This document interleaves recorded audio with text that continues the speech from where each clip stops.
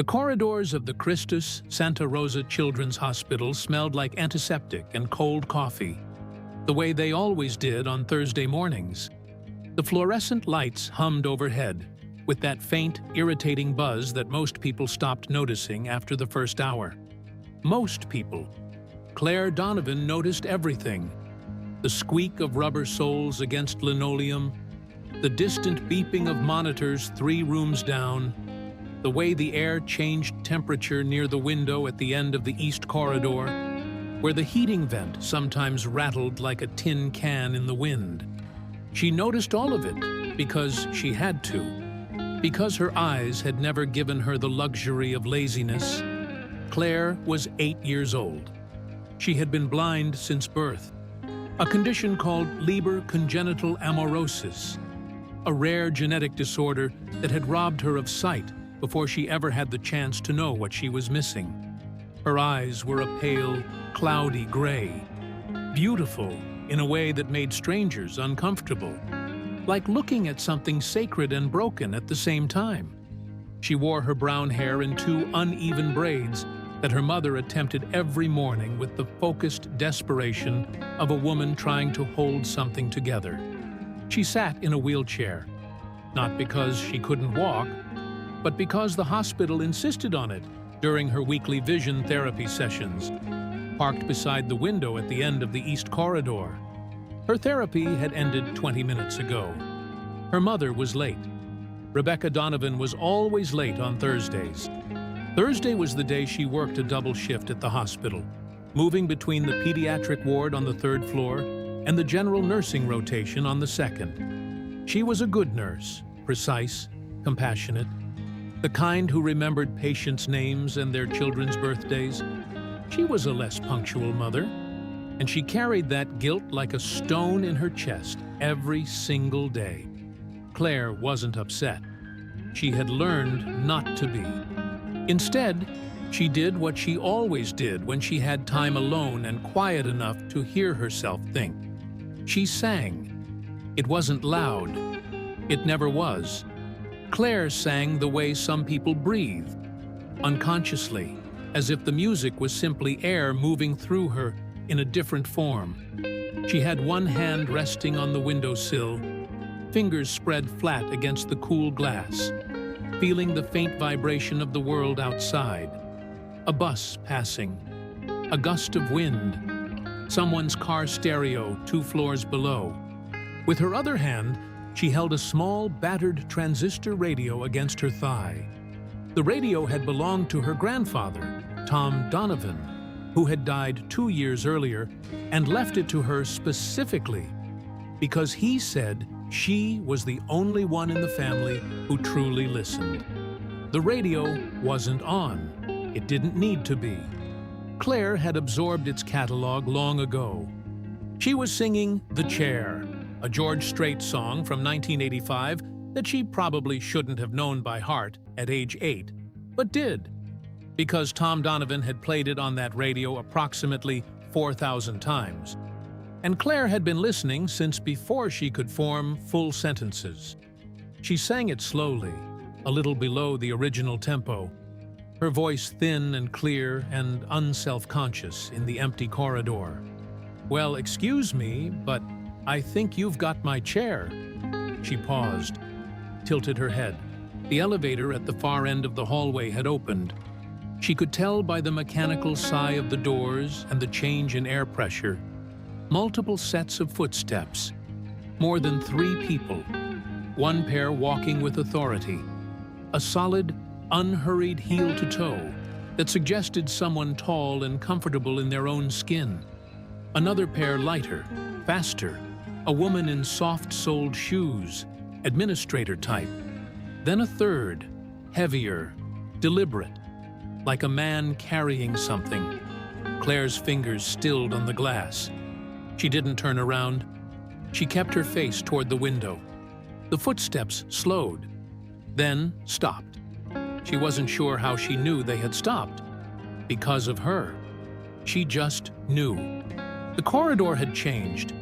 That subtle shift in the atmosphere that happens when several people who were moving with purpose suddenly collectively, decide to be still.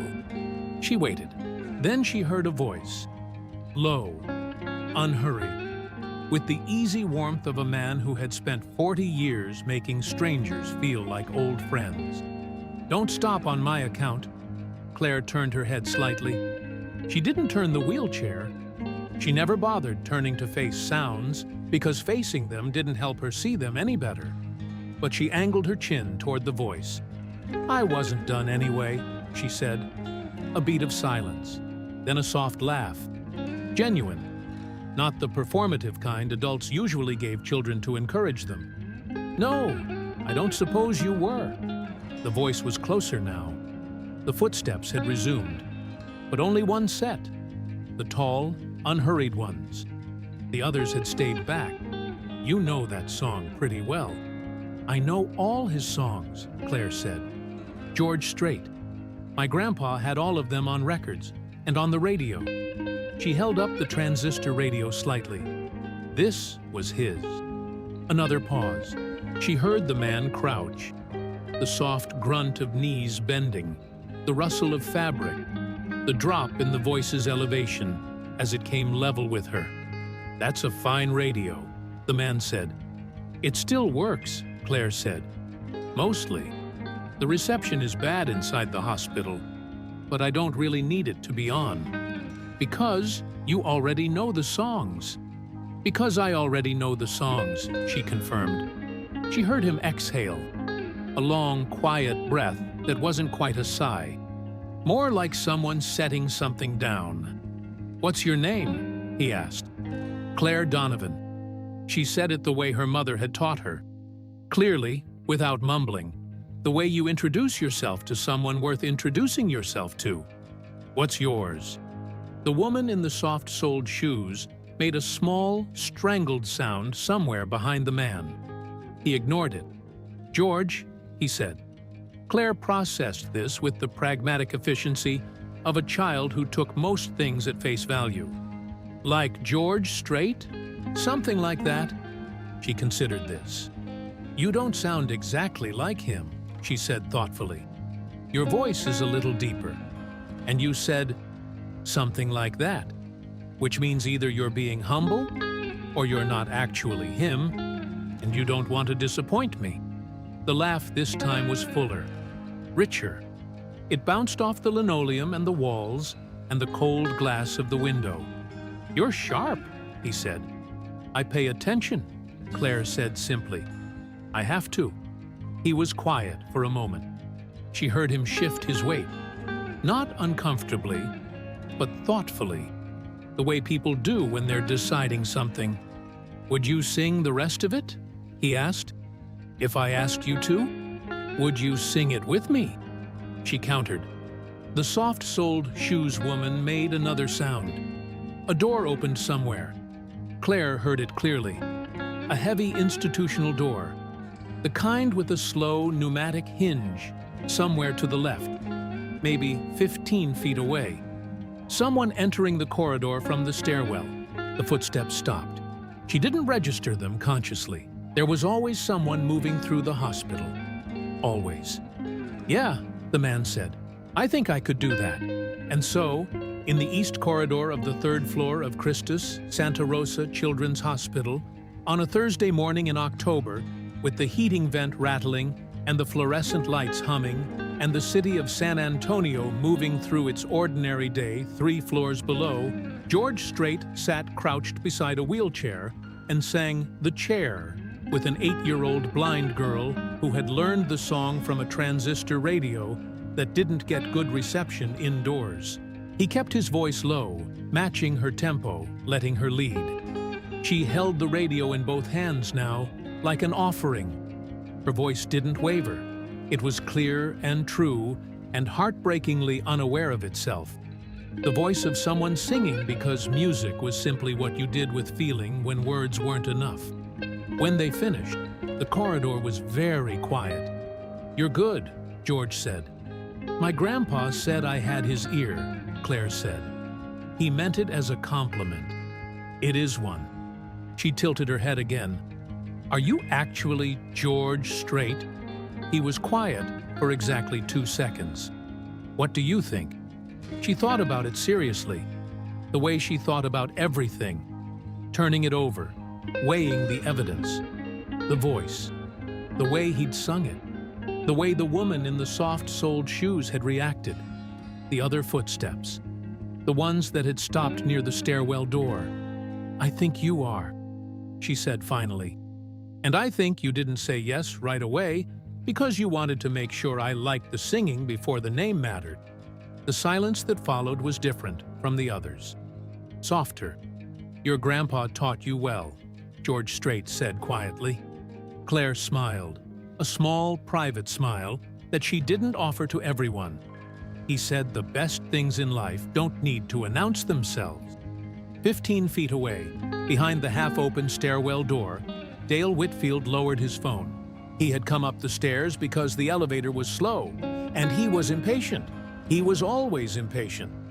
It was practically his brand. He was in San Antonio for 1 day only, tagging along on a charity PR circuit that his business partner had arranged. The kind of thing that looked good in press releases and cost very little. He had intended to walk straight through the pediatric corridor and up to the administrative suite on the 4th floor, where there was a meeting about a potential Nashville-affiliated fundraising concert that he very much wanted his name attached to. He had not intended to stop. He had not intended to pull out his phone.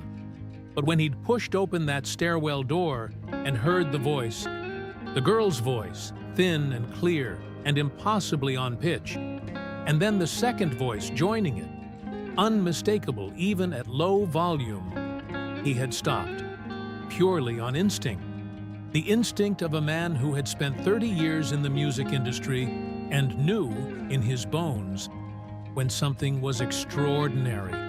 He had filmed 47 seconds of it through the gap in the door. The angle was imperfect.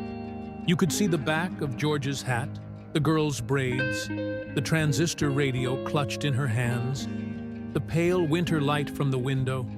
You couldn't see faces clearly. It didn't matter. You didn't need to see faces. You could hear everything. Dale watched the clip back on his screen, the audio thin through the phone's small speaker. Even through that tiny speaker, it was devastating. He stood very still in the stairwell for a long moment. Then he put the phone in his jacket pocket and walked back down the stairs, away from the corridor, away from the girl and her radio and the man who had crouched beside her wheelchair and sung like no one was listening. He took the elevator to the 4th floor. He smiled all the way up. Rebecca Donovan arrived at the East Corridor 11 minutes later, still wearing her nursing scrubs, her lanyard twisted, her hair escaping from its ponytail in the specific way it always did by the 4th hour of a shift. She was carrying a granola bar and a juice box, Claire's standard waiting snack, and she was already formulating her apology. She found Claire alone by the window, holding the transistor radio, looking composed. "Baby, I'm so sorry. Mrs. Patterson's IV." "It's okay, Mom," Claire said. She held out the radio. "Something happened." Rebecca took the radio automatically. "What do you mean? Are you all right? Did someone—" "George Strait sang with me," Claire said, with the calm certainty of someone reporting a weather observation. Rebecca stared at her daughter. "Claire, in the corridor." He crouched down next to me, and we sang "The Chair" together. She paused. "He was nice. He didn't make it weird." Rebecca looked down the empty corridor. The fluorescent lights hummed. The heating vent rattled. "Honey," she said carefully, "George Strait is a very famous—" "I know who he is, Mom." Claire's voice was patient, the particular patience of a child who is used to being disbelieved about things she is completely certain of. "Grandpa's radio, remember? I know all his songs." Rebecca sat down slowly on the edge of the windowsill. She looked at her daughter's face, that serene, unreadable expression that always made her feel like Claire was the wise one, and she was the child. "Okay," she said finally. "Okay. Tell me what happened." And Claire told her. Every detail. The footsteps, the voice, the way he'd asked her not to stop. The 2 seconds of silence before he answered her question. What he'd said about her grandfather. Rebecca listened to all of it. When Claire finished, she was quiet for a moment. "Did he say anything else?" Rebecca asked. "Did anyone else talk to you? Did anyone take pictures or—" "There was someone near the stairwell door," Claire said. "I heard a door open while we were singing, but they didn't come in. They left after." Rebecca felt something move through her, a premonition she couldn't name, faint and cold, like a draft from under a door. "Okay," she said again. She handed Claire the juice box. "Let's go home."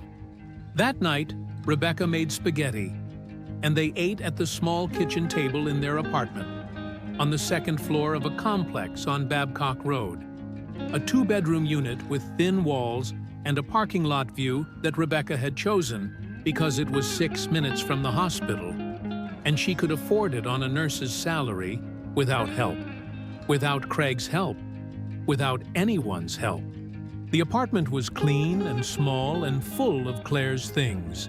Braille books stacked on a shelf her grandfather had built, a collection of smooth stones Claire organized by texture on the windowsill, the transistor radio in its permanent place on the kitchen counter next to the coffee maker. After dinner, Claire sat at the counter doing homework in Braille, while Rebecca washed dishes and half-watched the local news on the small TV mounted under the cabinet. She wasn't really watching. She was thinking about the premonition she'd felt in the corridor, that cold draft under the door feeling. She was thinking about how Claire had described the person near the stairwell, the door opening and then closing. Someone who'd been there and then wasn't. She turned off the faucet, dried her hands. "Claire," she said, "do you remember if the person near the stairwell door made any sounds? Besides the door?" Claire didn't look up from her Braille work. Their breathing changed when they heard the singing. They slowed down, and there was a small sound, like a phone, the little click of a screen. She turned a page. "I thought they were just checking their messages."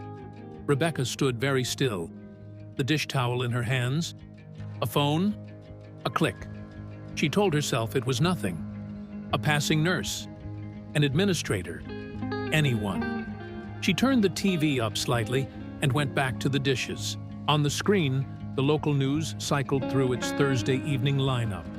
Traffic on I-10, a city council vote, weather for the weekend. Nothing about a hospital corridor. Nothing about a blind girl and a country singer. Rebecca exhaled slowly. It was nothing.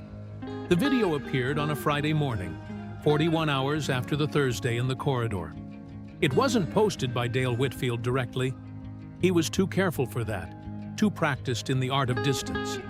He had sent it to a contact, Jenny Bosworth, a lifestyle blogger in Nashville with 340,000 followers, and a reputation for breaking heartwarming stories before the major outlets noticed them. He'd sent it with a single message: "You didn't get this from me. Post it and watch what happens." Jenny Bosworth posted it at 7:14 a.m. with the caption, "I don't have words. Just watch." By noon, it had 4 million views.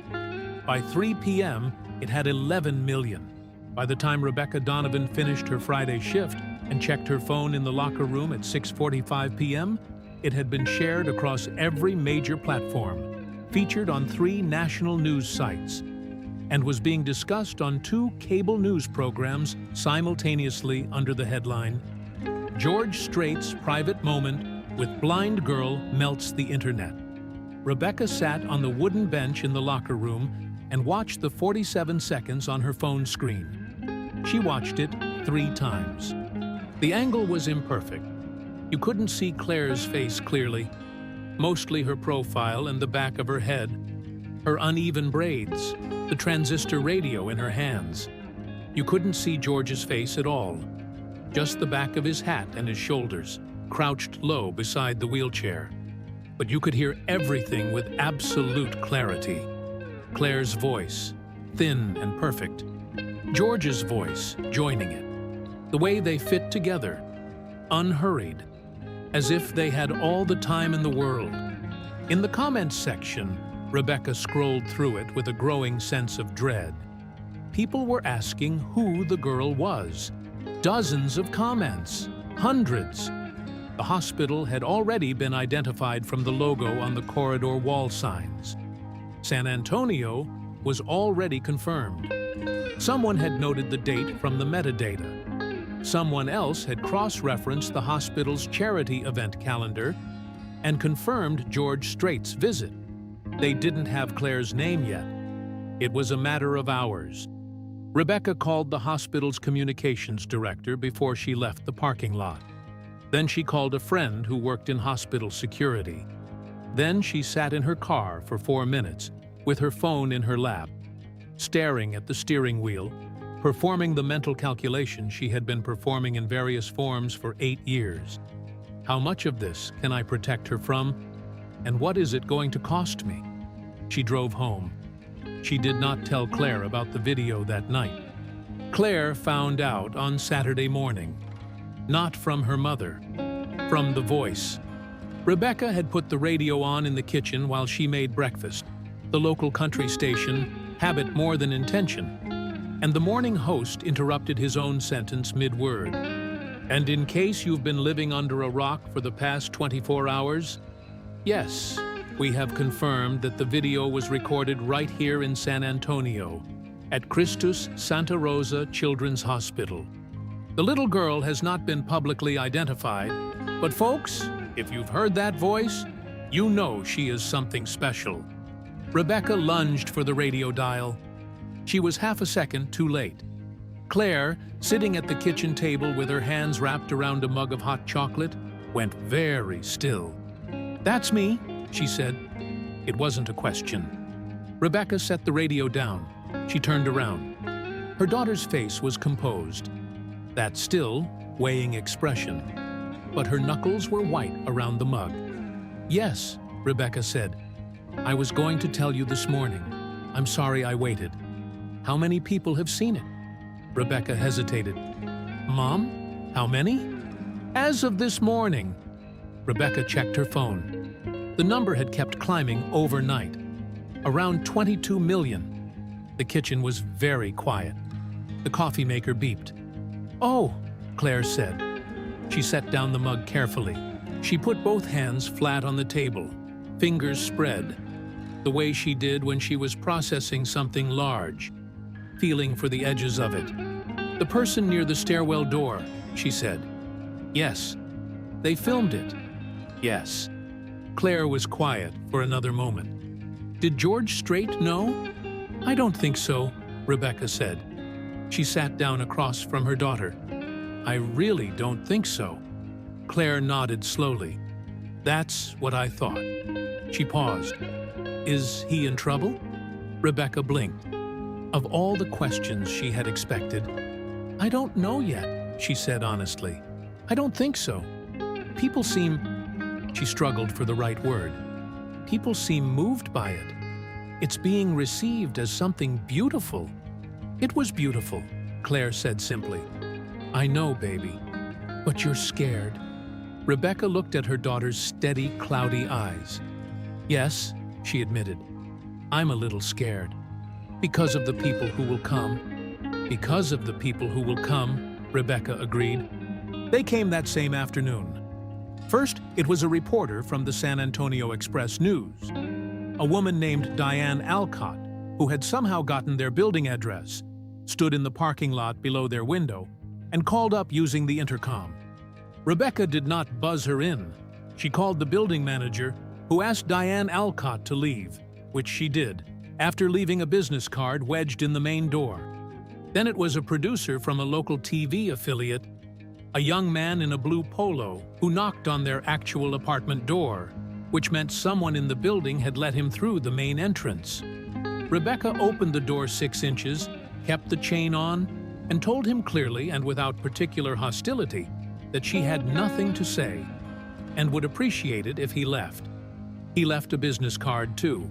By evening, Rebecca's personal cell phone number had been found. She didn't know how, and she didn't want to know. And it rang 11 times between 5 p.m. and 8 p.m. She silenced it and let everything go to voicemail. A production company in Los Angeles, a morning talk show booker in New York, a children's book publisher, 2 separate agents, a radio station in Nashville, and one call that came at 7:52 p.m. from a number she didn't recognize with a Texas area code. She almost didn't answer it. She answered it. Mrs. Donovan. The voice was smooth, practiced, with the particular warmth of someone who had learned warmth as a professional skill.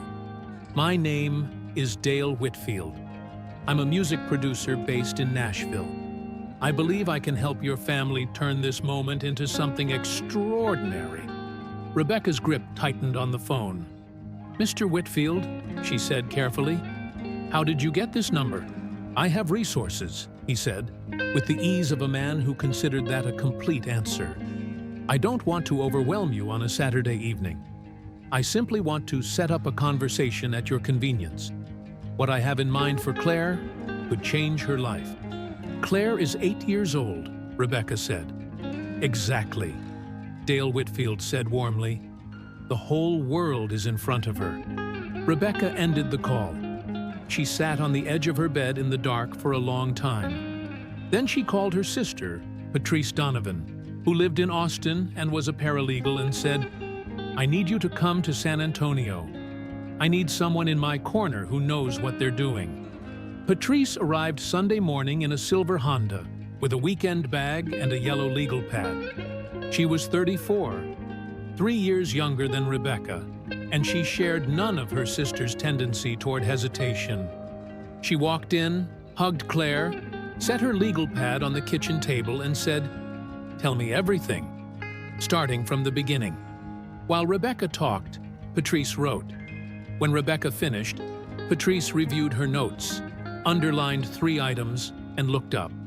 This Dale Whitfield, she said. You have his number? He called me, yes. I'll look him up. If he's what I think he is, he's dangerous in a very specific, legal gray area way. Patrice tapped her pen against the pad. The video, do you know who posted it originally? A blogger in Nashville. But whoever filmed it gave it to her, which means the filming itself happened without your consent, in a semi-public space, with a minor. Patrice circled something on the pad. That's complicated. Not necessarily illegal in a public corridor, but there are arguments. Does Claire's face appear clearly? Not clearly. Mostly her profile and the back of her head.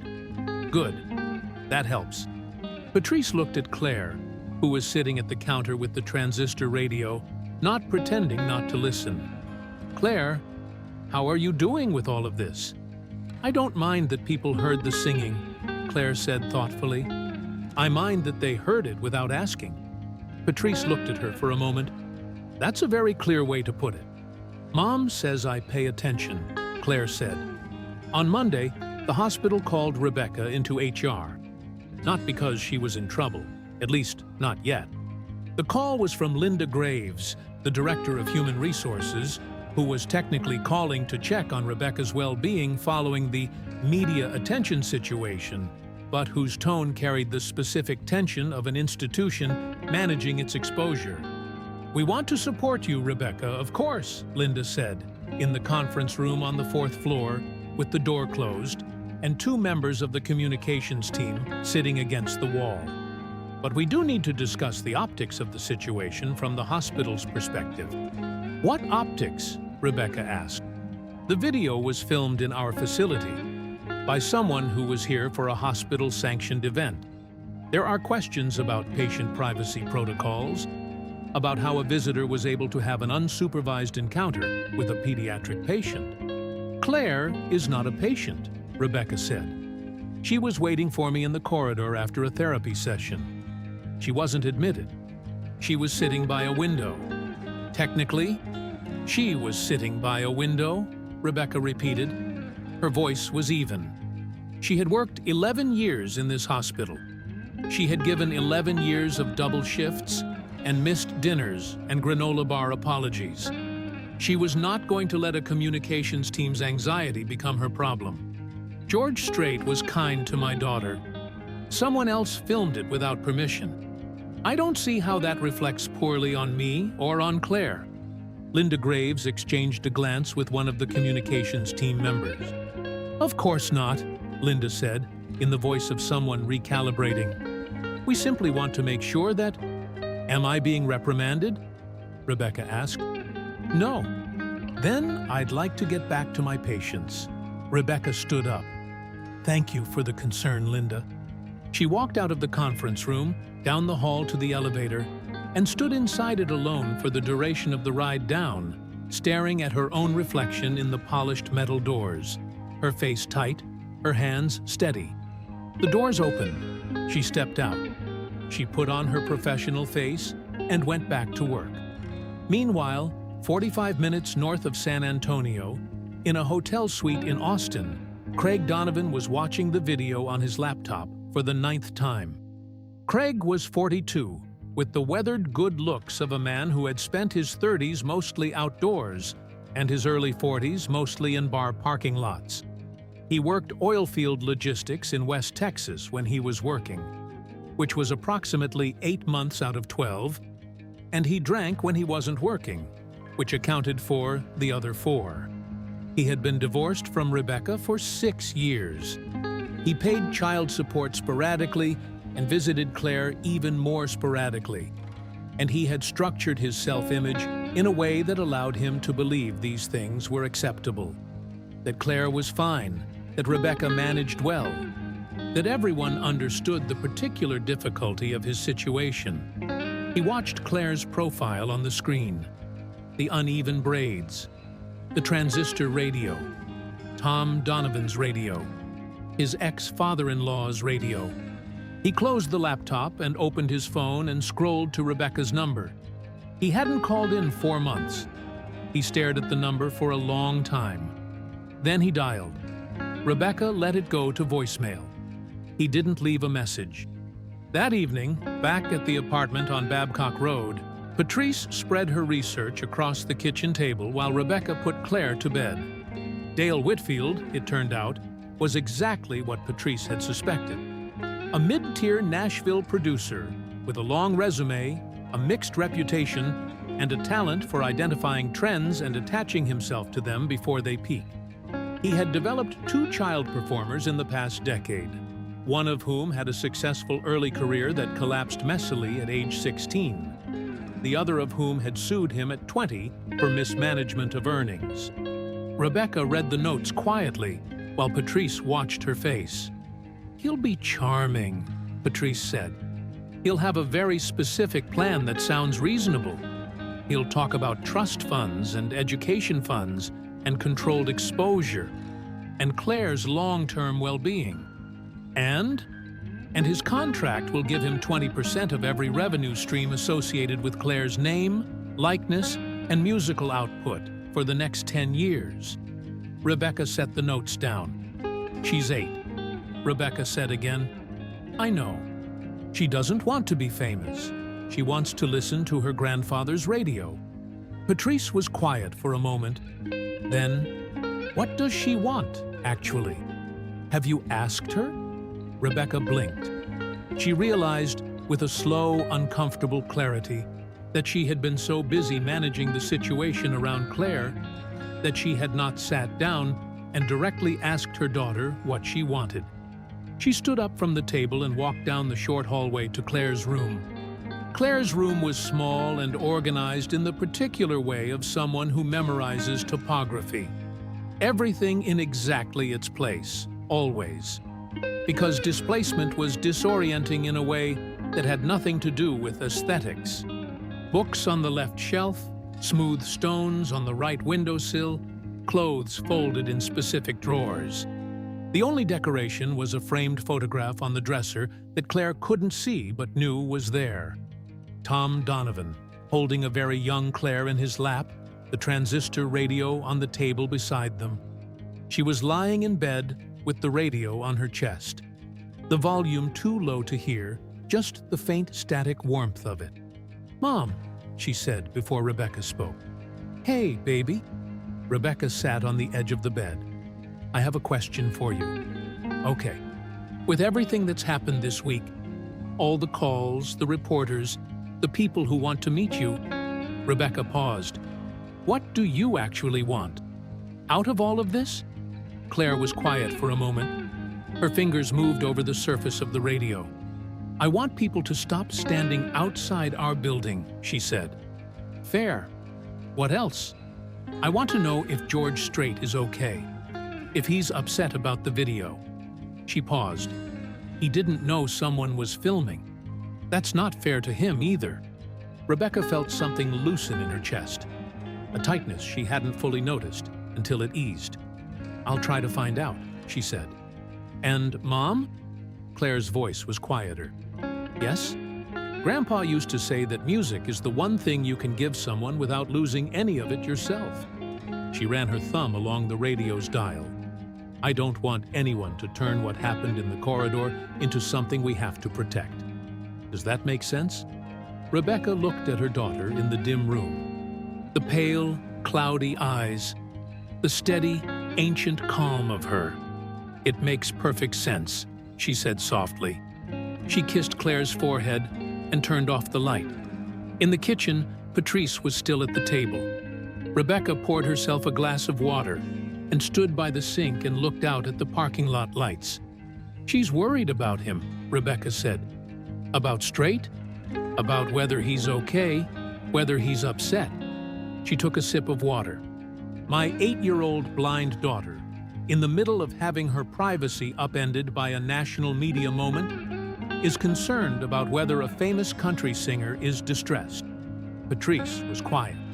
"What do we do about that?" Rebecca asked. Patrice tapped her pen against the legal pad. "I might know how to reach his management," she said. George Strait had found out about the video the same way most people find out about things they didn't consent to. Through his publicist, who called at 6 a.m. on Saturday, with the particular controlled calm tone of someone delivering news they know will not be welcomed. "It's being received very positively," his publicist Karen Ellsworth said carefully. "That's the important context. The public response is overwhelmingly—" "Someone filmed us," George said. "Yes." He was quiet for a moment. He was standing in the kitchen of his home outside of San Antonio. He had always maintained a home in Texas, regardless of the Nashville commitments, because Texas was where he was from and where he intended to stay rooted. And through the window, the October morning was beginning pale and clear. "She doesn't know," he said. It wasn't a question. "The child? We don't know what she's been told. She hasn't been publicly identified yet, but it's a matter of time." "Yes." George set his coffee down on the counter. He had been doing this for over 40 years. The music, the fame, the particular loss of privacy that came with it, and he had made a kind of peace with most of it. But the peace had always been predicated on a clear distinction in his mind between what was public and what was private. The corridor had been private. He had crouched down beside that wheelchair because the girl was singing alone. And she was good, and it seemed like the right thing to do, the human thing, with no audience and no agenda. And now it was on every screen in America. "Who filmed it?" he asked. Karen hesitated. The hesitation told him she knew. "Karen, we're not certain," she said. "But there are people suggesting." "Who?" Dale Whitfield was in the building that day. He was there for the fundraising meeting on the 4th floor. George said nothing for a moment. "Whitfield," he said. "We can't prove—" Dale Whitfield was in that hospital, and a 47-second video of a private moment appeared on the internet the next morning. His voice was level. "Karen, what do I actually need to prove?" Another hesitation. "What would you like to do?" He looked out at the morning. A deer stood at the edge of the tree line. An ordinary Thursday morning deer. Looking back at him with the same mild, evaluating expression, Claire Donovan had turned toward his voice in the corridor. "I want to reach the family," he said, "through appropriate channels, not through pressure. Introduce ourselves, make sure they know I didn't sanction this. Offer support if they want it. No strings." He paused. "And I want someone to have a conversation with Dale Whitfield." "What kind of conversation?" "The kind where it becomes clear that using a blind child's private moment as a career opportunity is something I take personally." Karen exhaled. "Understood. And Karen, I don't want to make this bigger by responding publicly. No statement, no press conference. If we respond publicly, we feed it. Some people will interpret silence as endorsement of the video. Let them," George said. "The people who were in that corridor know what it was." The communication between George Strait's management and the Donovan family was arranged through Patrice's contacts on Tuesday, 4 days after the video appeared.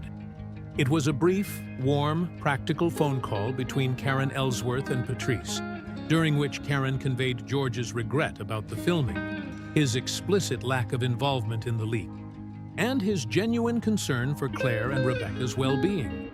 She also conveyed that George had not authorized any commercial use of the video and that his legal team was examining options. Patrice reported all of this to Rebecca, who reported it to Claire. Claire listened. She was quiet for a moment.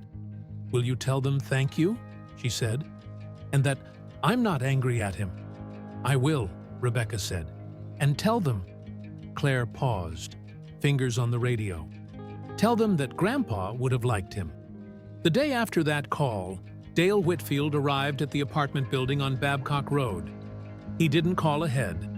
He drove up in a rented black SUV, walked into the lobby with the confidence of someone who is accustomed to being let in, and pressed the intercom for Unit 214. Rebecca answered it. "Mrs. Donovan, it's Dale Whitfield. I was hoping we could talk in person. I think a conversation face-to-face would—" "Mr. Whitfield," Rebecca said, her voice very even through the intercom crackle. "I didn't agree to a meeting. I understand. I'm simply here to talk. No agenda, no paperwork, just, did you film my daughter?" A pause. The intercom hummed. "I was in the building that day, yes," Dale said, "and I did capture a few seconds of what was a remarkable—" "Did you give that video to someone to post online? Without asking me? Without asking my 8-year-old daughter? Without asking the other person in the video?" Another pause, shorter this time. "I shared something I believed the world deserved to see. I stand by—" "Mr. Whitfield," Rebecca said, "I'm going to ask you to leave. If you contact me again without going through my sister, who is my legal representative, I'll be speaking with an attorney about your options." She released the intercom button. From the kitchen, Patrice looked up from the legal pad with an expression of quiet approval. "Your sister," she said, "who is a paralegal, not an attorney." "He doesn't know that," Rebecca said. But Dale Whitfield did not give up easily. That was the core truth about him. He was not cruel, not precisely, not in any way he would have recognized in himself. He was simply a man who had spent 30 years identifying opportunities and pursuing them with the single-minded focus of someone who genuinely believed that his version of events was the most beneficial one for everyone involved. In his mind, Claire Donovan was a gift, a story, a voice, a moment, and he was simply the person positioned to help it reach its potential. He didn't think of himself as predatory. He thought of himself as useful. He made 4 more attempts to reach Rebecca in the following week. 2 phone calls that went to voicemail, 1 email to a work address he'd found through hospital staff directory, and 1 letter, handwritten, left with the building manager. Patrice documented all of them. She also made 2 calls. One to a media attorney in Austin she knew through work, and one to Karen Ellsworth, to make sure that George Strait's team was aware that Whitfield was escalating his contact with the family. Karen Ellsworth's response to that second call was brief and specific. "We've spoken with Mr. Whitfield. I believe you'll find the contact attempts stop." They did. What no one had anticipated was Craig Donovan. He appeared on a Thursday evening, exactly 2 weeks after the corridor, as if he'd been timing it, standing in the parking lot of the apartment complex when Rebecca came home from work. He was leaning against his truck, hands in his jacket pockets, with the studied casualness of a man who had rehearsed this position in his mind several times on the drive over. Rebecca saw him from across the parking lot and stopped walking. He raised a hand. "Hey, Becca." She hadn't heard that in 6 months. She stood very still for a moment, her nursing bag over her shoulder, the October evening cold and flat around them. "Craig," she said, "I saw the video." He pushed off the truck and took 2 steps toward her, stopping when she didn't move. "Been trying to call. I know. I didn't leave a message because I didn't know what to say." He looked down at his boots, then back up. He had the specific sheepishness of a man who is capable of remorse, but has very little practice expressing it. "She sounds incredible, Becca. Her voice." "She's always been incredible," Rebecca said. Her voice wasn't hostile. It was something flatter and more definitive than hostility.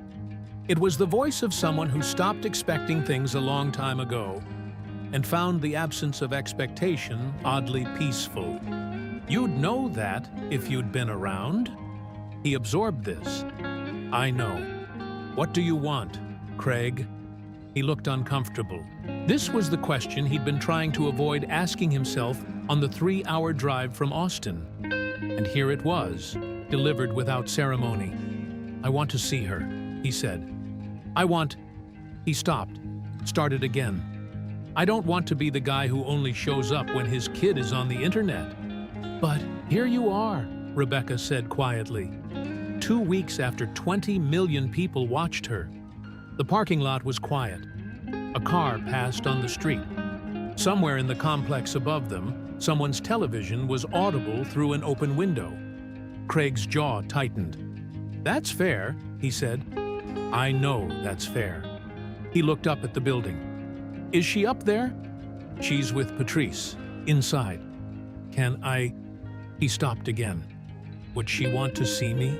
Rebecca considered this honestly, the way she considered all hard things, without the softening she might have offered him 6 years ago, before she'd learned that softening only delayed the accounting. "I don't know," she said. "I think you'd have to ask her." She let him come up. Patrice opened the door and looked at Craig with the precise, calibrated expression of a woman who had drafted several legal pads worth of documentation about the consequences of his absence, but was choosing to say nothing in this moment. Claire was at the kitchen table.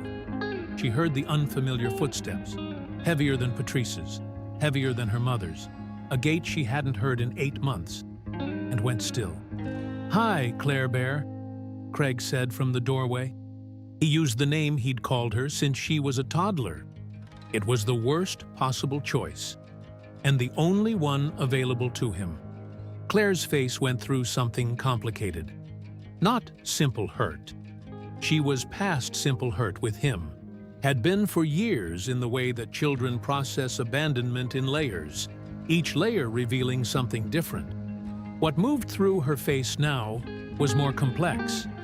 The old longing and the more recent armor, and beneath both of them, something that was simply a child hearing a voice she recognized.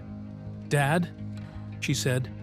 He crossed the kitchen and crouched down beside her chair. And Rebecca, watching from the doorway, felt something tighten in her throat at the echo of it, the unintentional rhyme with what a stranger had done 2 weeks earlier in a hospital corridor. Crouching, choosing to come level with her. "You sounded amazing in that video," he said quietly. "You saw it," Claire said. "The whole world saw it." He paused. Grandpa would have... His voice caught slightly. He steadied it. He would have been so proud. Claire was quiet for a moment. Her hands were on the radio.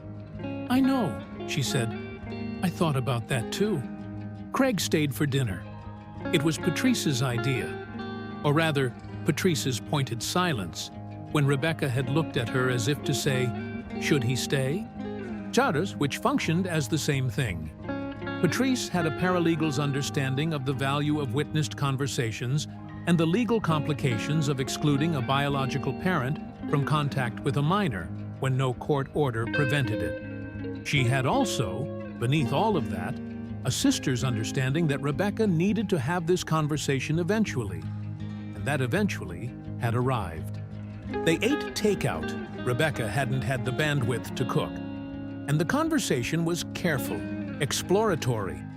4 people around a small table feeling the edges of something that could go multiple ways. Craig was on his best behavior, which was actually quite good when he was making the effort. Attentive, self-deprecating, asking Claire about school and her Braille books and her therapy sessions with genuine interest. Claire answered him with the measured openness of a child who has not forgotten but is willing to experiment. After dinner, after Claire had gone to bed, Patrice excused herself to the living room with pointed tact, and Rebecca and Craig sat across from each other at the kitchen table with the remains of the takeout containers between them. "I'm not here to complicate things," Craig said. "You always complicate things," Rebecca said. "Not because you're trying to, just because of who you are right now, Craig. The absence complicates things." He didn't argue that. He stared at the table. "I know the child support has been... That's not what I mean. I mean her. She's 8 years old, and she's been carrying around the question of why her father doesn't show up. And she carries it quietly, because that's who she is, and it doesn't mean it's not there." Craig was quiet for a long moment.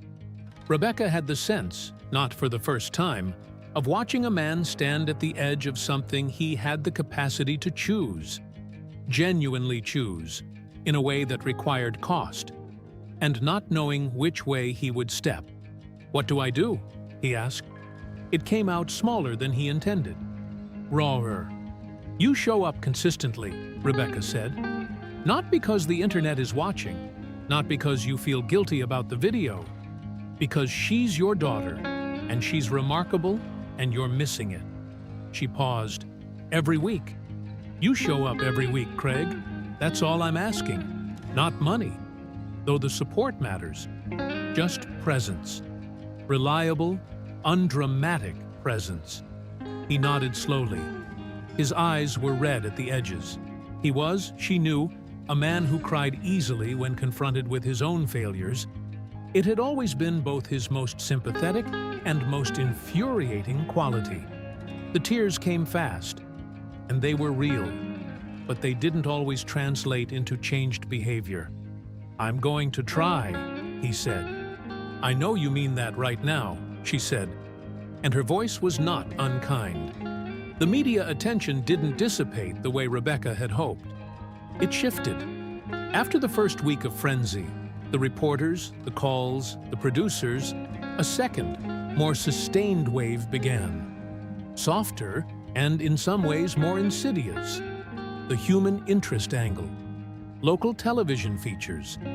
A piece in People magazine that a journalist had assembled entirely from public information without contacting Rebecca directly, including a photograph of the hospital corridor and a speculative paragraph about Claire's musical future. A children's advocacy organization sent a letter inviting Claire to be their spokesperson. A music school in San Antonio offered a full scholarship, sent directly to the hospital's administration, not to Rebecca, which she found oddly presumptuous. Patrice handled most of it. She had taken 2 personal days from her job in Austin and was running what she privately called the triage operation from the kitchen table, responding to inquiries with carefully worded non-committal acknowledgments, documenting everything, and building what she described to Rebecca as a paper record that establishes you as a thoughtful, protective parent making deliberate decisions. "I am a thoughtful, protective parent making deliberate decisions," Rebecca said. "I know, but the paper record is for when someone implies otherwise." Rebecca stared at her. Who would imply otherwise? Patrice looked at her with the patience of someone who had spent 11 years as a paralegal and had a very clear picture of how these situations develop. "The people who want something from Claire and don't get it," she said. "When they don't get what they want, the story can change. You become difficult. You're not acting in Claire's interests. You're sheltering her in an unhealthy way." She shook her head. "Document everything. That's all I'm saying." On a Wednesday morning, 3 weeks after the video, Rebecca was called back into Linda Graves's office at the hospital. This time, Linda Graves was alone. "I'll be straightforward," Linda said, which in Rebecca's experience was what people said immediately before not being straightforward. The hospital has been approached by a documentary production company that wants to do a short film about the encounter. They're proposing to include footage of our facility, interviews with staff who were present. "I'm going to stop you there," Rebecca said. "Is this something the hospital intends to pursue without my consent?" "Of course not." Linda shifted in her chair. "But the hospital administration has had preliminary conversations about the concept, and has anyone told this production company that Claire is a minor and that I have not given permission for her image or story to be used in any production?" Linda was quiet for a moment. "I'll take that as a no," Rebecca said. "Linda, I need the hospital to communicate clearly to anyone who approaches them, any production company, any media outlet, any individual, that the Donovan family has not authorized any commercial or documentary use of this story, and that the hospital should not be facilitating those conversations." She paused. "I love this hospital. I've worked here for 11 years. I don't want to have an adversarial relationship with the administration. But I need this to be clear." Linda Graves looked at her for a long moment. Then, to her credit, she nodded. "I'll make sure the communications team understands that position," she said. "Thank you." Rebecca stood. She was at the door when Linda spoke again. "For what it's worth," Linda said quietly, "I think you're handling this very well." Rebecca paused. She turned around. Linda Graves was looking at her with an expression that was, for the first time in this particular conversation, entirely genuine. Not administrator genuine, but human genuine. "Thank you," Rebecca said again, and meant it differently this time. It was Patrice who, on the following Friday evening, showed Rebecca something she had found in her research, a small archived interview with George Strait from several years earlier, in which he had been asked about the relationship between fame and private life. His answer had been brief. "The stage is public. Everything else is earned. When I do something that matters, I want it to matter for the right reasons. Not because somebody's watching, but because it's the right thing." Rebecca read it twice.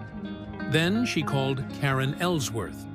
"I've been thinking," she said, "about whether there's a way to acknowledge what happened, the actual thing, not the viral version, in a way that's real and doesn't make it bigger than it was." She paused. "Claire wants to write him a letter, a proper letter, in Braille, that she would translate herself. She's been working on it. I don't know if that's something his management would—" "I think," Karen said, "that would be something he'd very much want to receive." Claire worked on the letter for 4 days. She wrote it in Braille on her brailler, slowly and carefully, reading it back to herself by touch after every paragraph. She didn't ask Rebecca for help with the words. She asked only for help checking the regular print translation afterward to make sure the transcription was accurate. Rebecca read the finished translation on a Saturday afternoon, sitting at the kitchen table while Claire waited.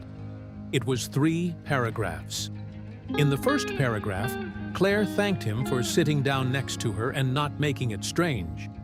She said that most adults, when they interacted with her, performed a version of kindness that was really about their own comfort. They were kind in a way that announced itself, that made sure she knew they were being kind. She said he hadn't done that. He'd just sat down and sung, the way her grandfather used to. In the second paragraph, she said she was sorry that someone had filmed it without asking. She said she understood that he hadn't known, and she wanted him to know that she didn't hold it against the memory of the corridor, and she hoped he didn't either. In the third paragraph, she said that her grandfather had told her once that certain things only happen once, and you can't make them happen again, but you can carry them. She said she intended to carry the corridor. She hoped he did too. Rebecca finished reading. She set the letter down very carefully on the table. "Is the translation right?" Claire asked. "Yes," Rebecca said. Her voice was steady. She had a nurse's practiced steadiness, but it cost her something in that moment. "It's perfect." Craig came that Saturday, and the following Saturday, and the one after that. He drove up from Austin on Friday evenings and slept on Patrice's couch.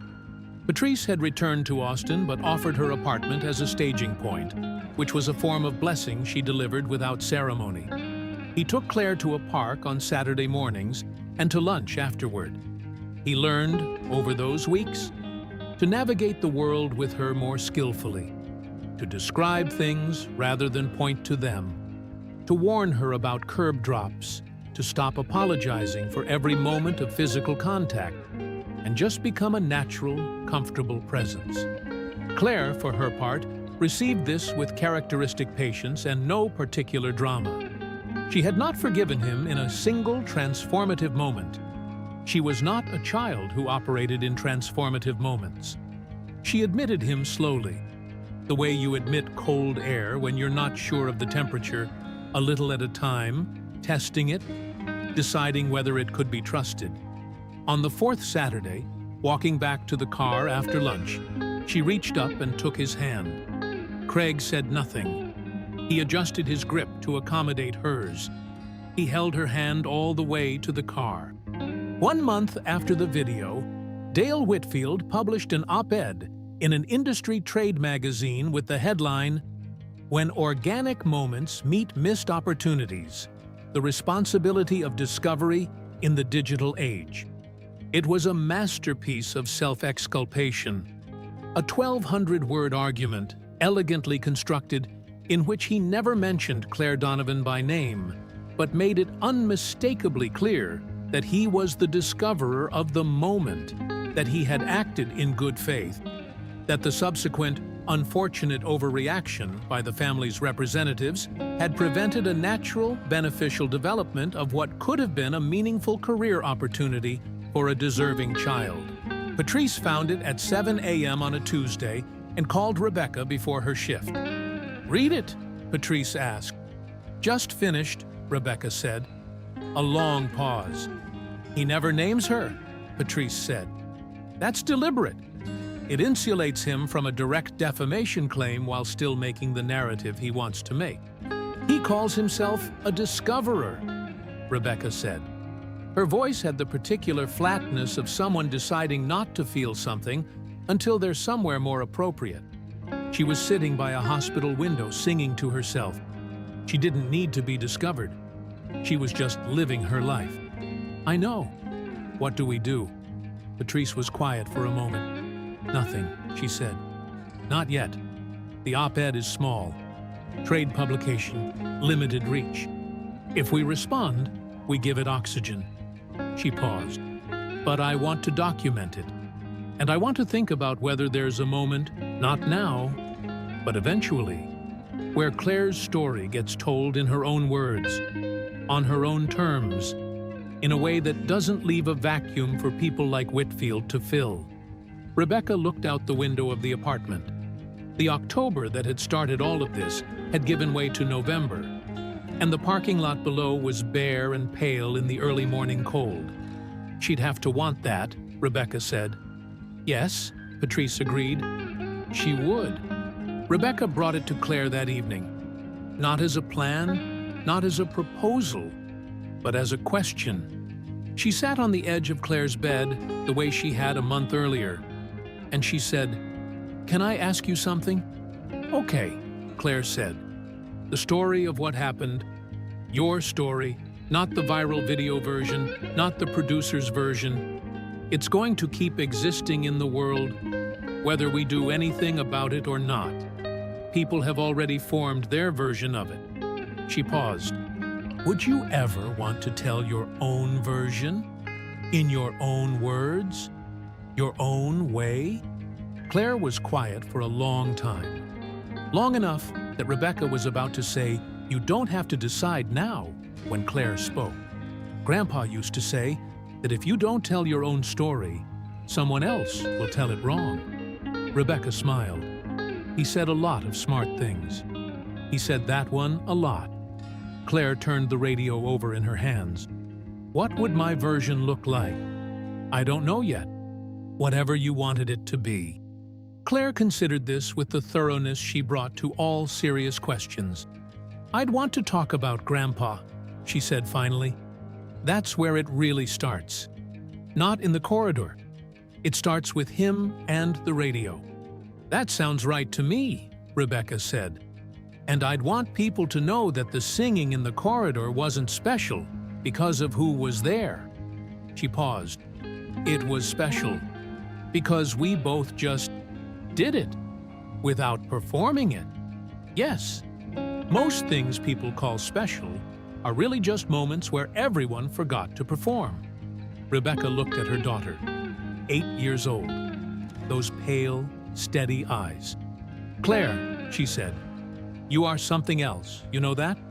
Claire's mouth curved into the small, private smile. "Grandpa said that too." The letter arrived at George Strait's management office on a Monday morning in the second week of November, 6 weeks after the corridor. Karen Ellsworth brought it in person. She drove it herself, which was not standard procedure, but nothing about this situation had been standard. She sat across from him in the living room of his Texas home and handed him a plain envelope. Inside, 2 sheets. The first, dense with braille dots that he couldn't read but ran his fingers across anyway, feeling the raised points, the specific weight of each deliberately formed letter. The second, the plain print translation in Rebecca Donovan's handwriting, careful, slightly slanted, the handwriting of someone who had taken their time. He read it once. Then he set it down on the table and looked out at the November trees. Karen waited. 3 paragraphs, he said finally. "Yes." 8 years old. "Yes." He was quiet for another moment. Outside, a red-tailed hawk crossed the pale sky above the tree line, slow and deliberate. "I want to respond," he said. "A real letter, not a form response, not a PR gesture. A real letter. I can arrange for delivery through.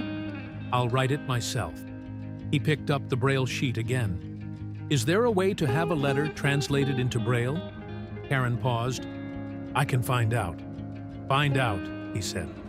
"I want her to be able to read it herself." It took a week to arrange the braille translation through a service in Nashville. George wrote the letter by hand first, then worked with a transcription service to produce the braille version. He sent both, the handwritten original and the braille translation, in the same envelope. Rebecca was home when it arrived. She recognized the return address, the management company's P.O. box in Nashville, and set it on the kitchen counter without opening it. When Claire came home from school, Rebecca put the envelope in her hands. Claire felt it, turned it over. "What is it?" "A letter for you." "From who?" "Open it and find out." Claire ran her fingers along the envelope seal, then opened it carefully and reached inside. She found 2 sheets, one smooth, one with the familiar raised dots. She set the smooth one aside and held the braille version in both hands, reading by touch, her fingers moving at the steady, practiced pace she'd developed over years. The kitchen was quiet. The coffee maker ticked. The transistor radio sat on the counter. Rebecca watched her daughter's face. Claire read the letter completely, her fingers reaching the last line, the last word. Then she set it down very carefully on the table with both hands. The way you set down something you don't want to damage. He says, Claire began. Her voice was composed, but slightly lower than usual. The specific register of someone keeping something steady. He says, thank you for the way I described the corridor. He says he thinks about it, too. She paused. He says his father used to play him country music on a record player when he was young, and that some of those songs were the first thing he knew by heart, and that knowing a song by heart is different from just knowing it. Rebecca nodded. And he says, Claire stopped. She pressed her lips together briefly. He says that the world will keep trying to make what happened into something bigger or different than it was. He says to let it try. He says the real thing already happened, and no one can take the real thing. The kitchen was very still. That's what Grandpa would have said. Claire said quietly. I think, Rebecca said carefully, that he and your grandpa would have liked each other. Claire smiled. The full smile this time. Not the small private one, but the open one, the rare one. She picked up the letter and held it against her chest. The winter settled over San Antonio the way it always did. Mildly, almost apologetically, the cold never quite committing to itself.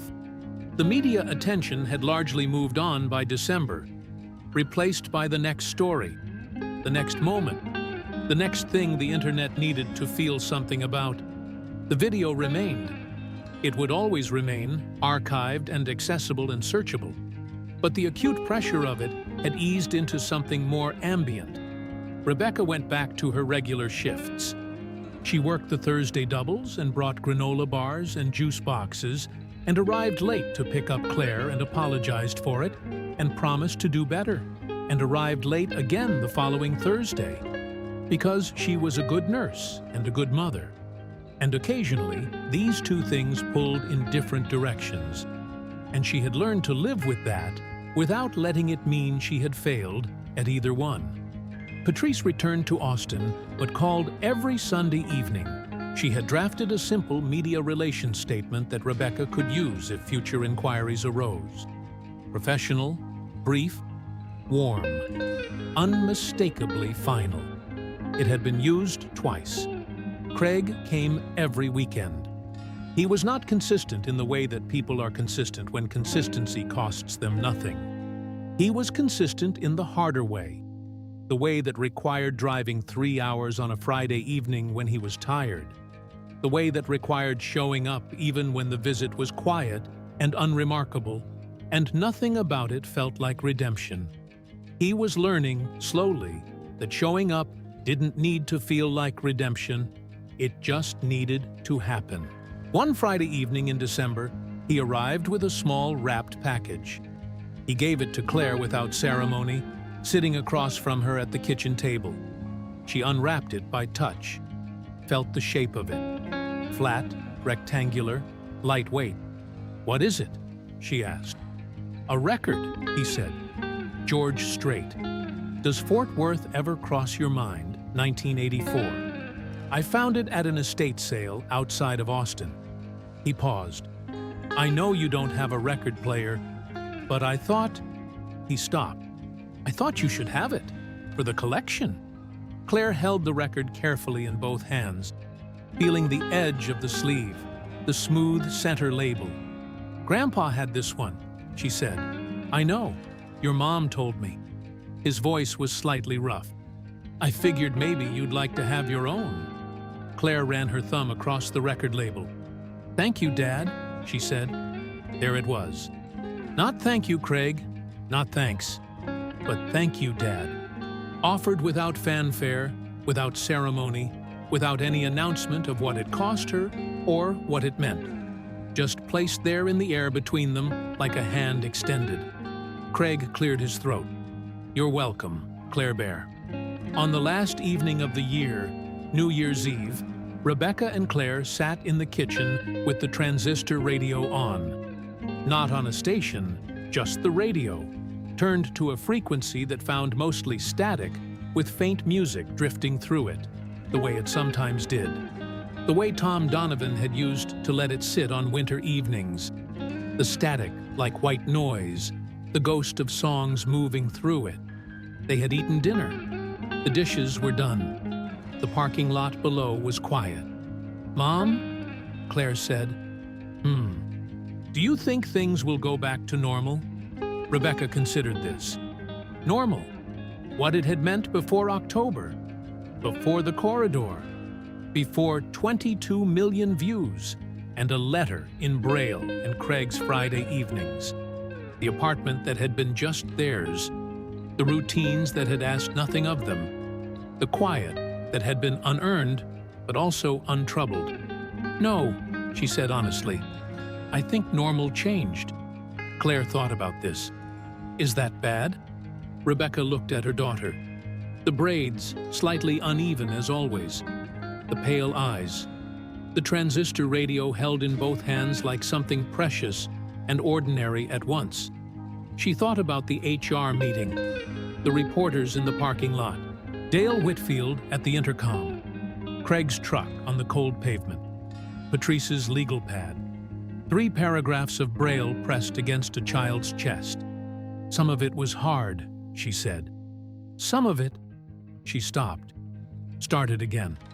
Some of it turned out to be things we needed. Things that were already coming and just needed a reason to arrive. Claire considered this with her customary seriousness. Then she nodded, once, the way she nodded when something settled into its right place. "Grandpa said that too," she said. "He said most good things come in through a window you didn't know was open." The radio murmured its static. Somewhere inside it, faint and floating, a guitar chord moved through the frequency. There for a moment, then gone. Claire tilted her head toward it. "Did you hear that?" she said. "Yes," Rebecca said. They listened together for a moment. The ghost of the music moved through the static again. Closer this time, almost a melody, almost something you could name. Then it settled back into the soft white noise of the frequency, and the kitchen was quiet, and the year turned. In the months that followed, Claire Donovan continued her weekly therapy sessions at Christus Santa Rosa. She did not pursue a recording contract, a talent management deal, or a documentary feature. She started a weekly music group at her school for blind and visually impaired students, organized with her teacher and funded by a small private grant that Patrice helped Rebecca apply for. The group met on Tuesday afternoons and used donated instruments, including a guitar. Craig Donovan maintained his weekend visits for the remainder of the school year. He entered an outpatient program for alcohol use in February, completed it in April, and told Claire about it on a Saturday walk in the park.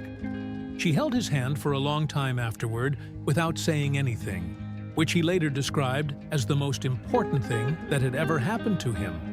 Dale Whitfield's op-ed was referenced once, briefly, in a media ethics panel discussion at a Nashville industry conference. He was not invited to speak. He did not, publicly, pursue any further involvement with the Donovan family. George Strait's letter to Claire was never published, shared, or referenced in any public forum. It remained in the Donovan apartment on Babcock Road, in a plain envelope on the shelf beside the Braille books and the smooth stones, between a photograph of Tom Donovan and a transistor radio that still worked, mostly, though the reception was better some days than others. On those days, if you turned the dial slowly enough, you could find the music inside the static.